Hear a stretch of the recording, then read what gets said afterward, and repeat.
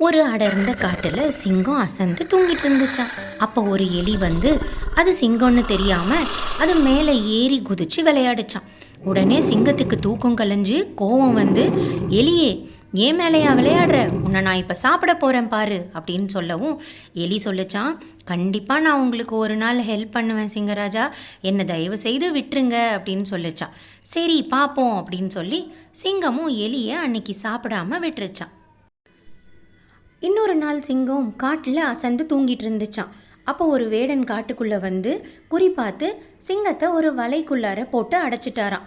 கத்துதான் கதறுதான், யாராவது வந்து காப்பாத்துங்கன்னு கர்ஜிக்குதான். அந்த நேரம் அந்த எலிக்கு அந்த சத்தம் கேட்டு, இது சிங்கராஜா குரல் மாதிரி இருக்கேன்னு ஓடி வந்து சொன்ன வார்த்தையை காப்பாற்றி வலை எல்லாத்தையும் அதோட சின்ன ஷார்ப்பான பற்களால் கடித்து சிங்கத்தை காப்பாற்றிருச்சான். உடனே சிங்கமும் எலியும் ஃப்ரெண்ட்ஸ் ஆயிட்டாங்களாம்.